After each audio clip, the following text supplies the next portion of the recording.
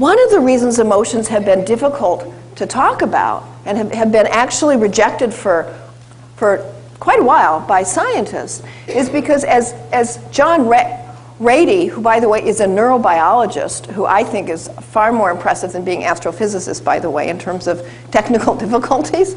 John Rady wrote a wonderful book, by the way, called User's Guide to the Brain. It's a great book. It's a wonderful book. And he said, emotions are messy, complicated, primitive, and all over the place. And he's exactly right. You can't, when you step aside to try and look at an emotion, your emotions come with you. You can't get away from them. You know, there's such a big part of you. And they color, as somebody said, they color everything that you do.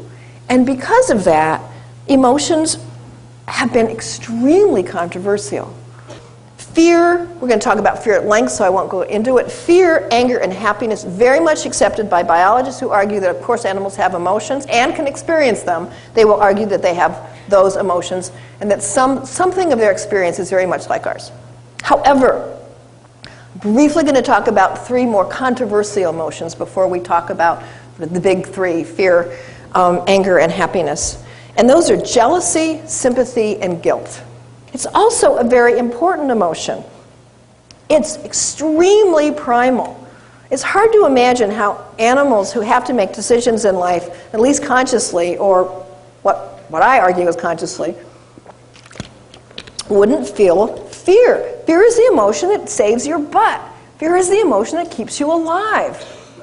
Fear is the emotion that tells your dog that this feeling he has of discomfort, this aversive feeling related to this change in neurotransmitters, in hormones in his body, means he should change his behavior because the dog that's causing that maybe is going to rip his throat out. You know, fear is a very primal, basic emotion. It's another thing to remember when you're having an argument about do animals have emotions. It's like, yes, especially if they're very complicated mammals who make a lot of decisions.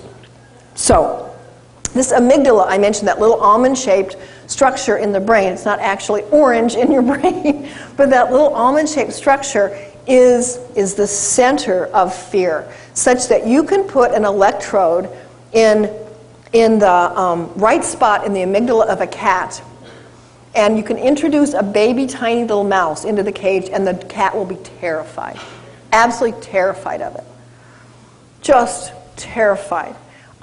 So this is an area of the brain that we know is very, very important, both in your dog and in your cat and in you. I mentioned earlier already, it's the hippocampus that stores fearful memories.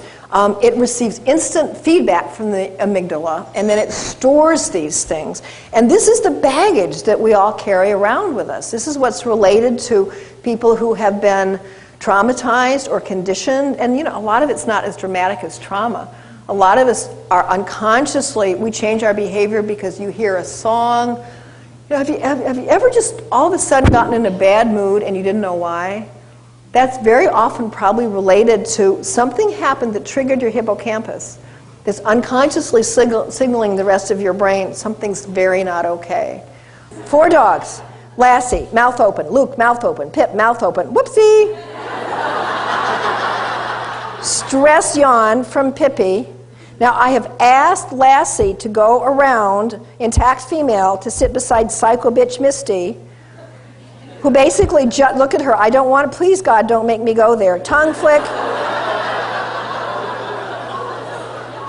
You're going to see it again in slow motion. Now watch this. Yep, everybody's nervous. Miss tongue flicks, Lassie tongue flicks, Misty tongue flicks again. Lassie goes, okay, it's not worth death. And look at this. Whale eye and hard eye. That's the best hard eye I've ever gotten. I hate your guts. Hate your guts. And I'll talk in a little bit. I'll show you a video of what I did. Misty never touched Lassie. They lived together and she never touched her. And I'll tell you what I did to, I hope, prevent that from happening. These are just a couple of thoughts. I think dogs need a sense of security, and I think that's where they need benevolent leader, parent, teacher, guides, whatever you want to call it, Somebody at the last seminar suggested the word guidance. I like that. I think that's good. I think dogs need to know boundaries. They need to know you're going to take care of them. They need a sense of security. I think, like people, I think because dogs are so complex, I think they need both variety and they need predictability. Now, everybody's different. Some of us need more variety, some of us need more predictability, and I think dogs are the same way. And your job is to know your dog. Does your dog need everything to stay the same? Or does your dog need, how much variety, how much extra stimulation does your dog need? Some dogs find it stressful, some dogs find it stimulating.